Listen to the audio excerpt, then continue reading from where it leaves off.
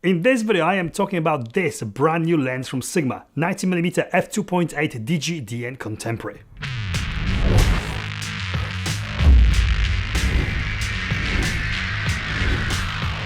My name is Pav, and on this channel I talk about all things photography and video. Cameras, lenses, reviews, tutorials and more. If this is something that you are interested in, then please consider subscribing. The Sigma's I-Series contemporary lens lineup is expanding again, and today we are getting this 90mm f2.8 lens as well as the new 24mm f2, which I am hoping to review in a separate video very soon. This is the new mid-telephoto prime designed specifically for mirrorless cameras, and it is available in Sony E and L mounts, but this is a little bit different than your standard 90-85mm lenses, as it is a little bit more versatile than most and certainly smaller. But before I talk about its performance, build quality and value for money, I must say huge thanks to Sigma UK for lending me this pre-release copy of this lens for this review. However, as always, I was not asked or paid to say anything specific about it, so this is my 100% unbiased and honest opinion about this lens. Do I need to say it? This lens is an amazing performer. No surprise there, and I would not expect anything less from Sigma. As soon as I have put it on my camera and took the first photo with it, I was instantly wowed. It's not only really nice focal length, something I personally feel instantly at home with, but it is the sharpness, color and overall feel you get when you do easily achieve great results with it. The bokeh is a really nice classic Sigma here, and with it being a mid-telephoto, you get a surprisingly good amount of subject to background separation due to the lens compression, even though the lens is only f2.8. This is going to put a lot of purists off, or should I say put a lot of photo snobs off this lens, because the aperture is not wide enough. I must admit, I am not different than most of you out there, and even I know this makes so little difference. I have a lot of prejudice against anything not ultra wide when it comes to the primes, and sometimes I struggle to convince myself to use a lens that is f2 or like this one f2.8, because I instantly presume that I will not get that look, that pro look that everyone is so much after. In reality, you still get really nice shallow depth of field at f2.8 and the subject to background separation.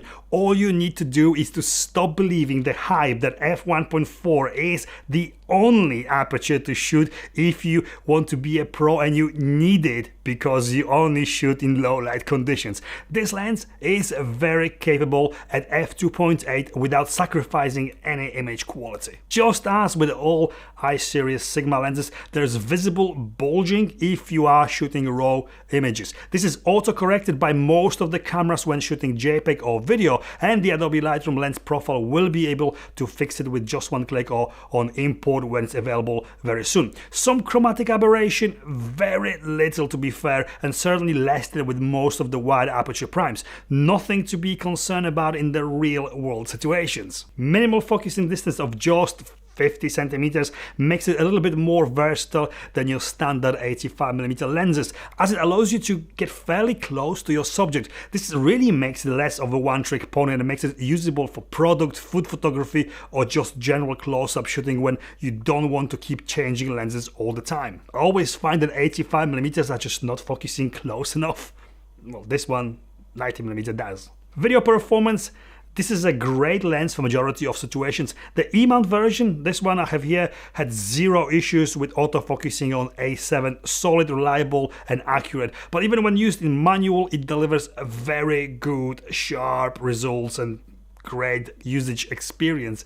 The lens is not stabilized, so you need to rely on camera's IBIS if your camera has got it when shooting handheld. But with this focal length, might not be the easiest thing to do, but totally doable. Not a focal length I'd personally use on a gimbal, but because of its size and weight, it really is more than suitable physically. Anyway. Focusing manually, there's literally zero focus breathing visible, and of course it is focused by wire as with all other DGDN Sigma lenses. Build quality, it has got this now familiar I-Series design and look. Solid construction, all hard plastic and metal. It certainly has got that vintage lens feel to it, like it's made to last. This lens is small for 90mm. I think the smallest 85mm I have ever seen is double in size. Look at the Sony 90mm macro next to it. This This is truly small lens for any lens, and especially one with this focal length. It is only 60mm long and it weighs feather light 295 grams. As far as I understand, it's not weather sealed, but the mount has got dust and moisture resistant fitting, good enough for most of everyday situations in my opinion. Only one switch on the lens, the standard auto manual switch, manual focus switch, manual aperture ring that is not declicked. It's quite loud.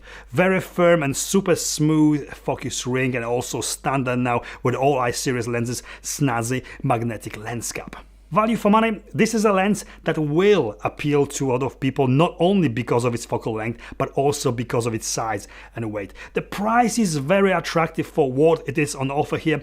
£550 here in UK or $699 in US. So you are not only paying for the focal length and the quality it delivers, but for the privilege of having a tiny, portable, and most importantly, cute looking piece of glass attached to your camera. There's literally nothing else on the market for Sony E or L mount to compete with this right now. Yes, you do have wide aperture 85s, maybe not all more expensive, but most are, but all certainly bigger and heavier than this, and this alone could be decisive factor when choosing this lens or lens in this focal range. Conclusion, Sigma is really killing it right now with all the brand new lenses coming out, and especially with the I-series of well-built and super quality, smaller, lighter and more affordable contemporary lineup, which this belongs to. One of those lenses that just keeps giving, and one that does not disappoint in any way. It does what it says on the tin. It is small, light and very sharp. Versatile option for portrait, travel, product, food, landscape or just any everyday shooting scenario, whether you shoot photography or video. Overall, if it is a focal length that you need and all the 85s are just too big for you, then this could be the one to go for. I think out of all I-series lenses, 65mm f2 was my favorite until now. This is by far the best out of them all in my opinion right now, as it is more of a focal length that I could see myself using on everyday shoots, and one that I literally can't find anything wrong with. And this is it from me. If you like this video, please give me the thumbs up. Please consider subscribing and follow me on Instagram for more photos and videos from all of my reviews. And thank you for watching. See you next time. Do you shoot photography or video? 1, 2, test. Testing. The bokeh is a really nice classic. Hey. And I think we're done.